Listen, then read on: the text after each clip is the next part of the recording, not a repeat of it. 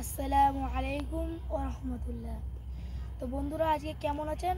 আমি নামিদ মল্লিক। আশা করি আপনারা সবাই ভালো আছেন, আমিও ভালো আছি। আজকে আমি আপনাদের সামনে চলে এসেছি একটা নতুন ভিডিও নিয়ে। আপনারা ভিডিওটা মনোযোগ সহকারে দেখবেন, বেশি করে লাইক করবেন, সাবস্ক্রাইব করবেন, শেয়ার করবেন। বন্ধুদের আপনারা শেয়ার করতে চান তো শেয়ার করবেন।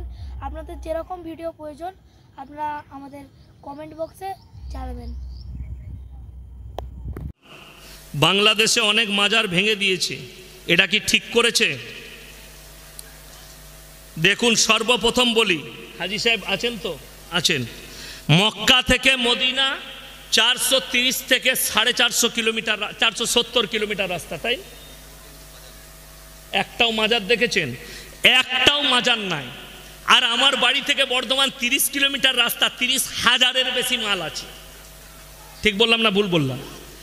আর ভারতে যদি 1 লাখ মাজার থাকে, 95,000 মাজারে মাল নাই, ফাঁকা। আমি বললে আমাকে খারাপ বলবে, বড় কষ্ট লাগে।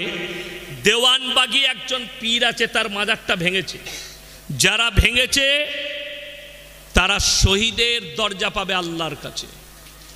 যারা মাজার ভেঙেছে তারা আল্লাহর কাছে বড় নেকি পাবে, এর মধ্যে কোনো সন্দেহ নেই। যারা ডিপি, আমি একবার বীরভূমে একটা জলসায় বলেছিলাম, আজকে সব থেকে বড় channel MD Rizwan, MD Abdullah, মুসলিম সাতসিয়াচি, এরা এসছে, রামিজ মিডিয়া সব এসছে 24 পরগনা বীরভূম থেকে। আমি বলেছিলাম এক জায়গায় যে আমাদের বর্ধমান জেলায় এমন একটা গ্রাম আছে যে প্রত্যেক ঘরের সামনে একটা করে ঢিপি। ঘরে জামাই এইছে, সে রাতের বেলায় বউকে বলছে, হ্যাঁ গো তোমাদের ঘরে পিসাবখানা নাই? বলে না। মুতবো কোথায়?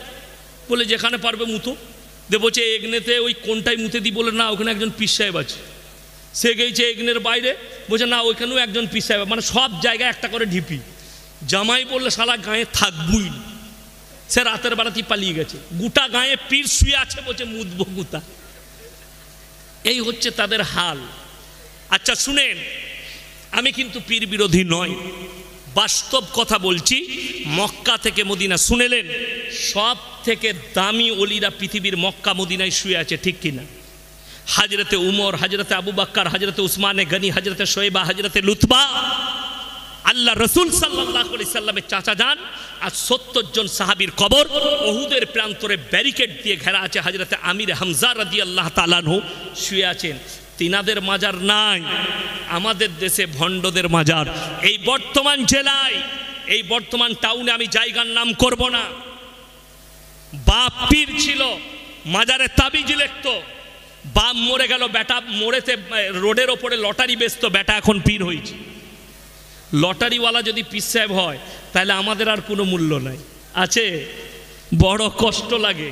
আমাদের বর্তমান জেলাতেই আছে, দুটো পায়ে খুঁড়া, হাত পা লাড়তে পারে না, বিড়িটা অন্যজন খাইয়ে দেয়, সে হারাম করে আবার লোককে ভালো করে তাবিজ দিয়ে। সে নিজেকে ভালো করতে পারছে না, এর থেকে দুঃখ আর কিছু আছে? ওই জন্যে মাজার ভেঙেছে, এতে দুঃখর কিছু নাই, আলহামদুলিল্লাহ। ভারতে তিনি আশ্রয় নিয়েছে, জানি না কোথায় আছে, ভারতে আছে না বিদেশে আছে, যেখানেই থাকুক আল্লাহ কিন্তু রেহাই দিবেন না। আল্লাহর মার বড় কঠিন মার। ওই জন্যে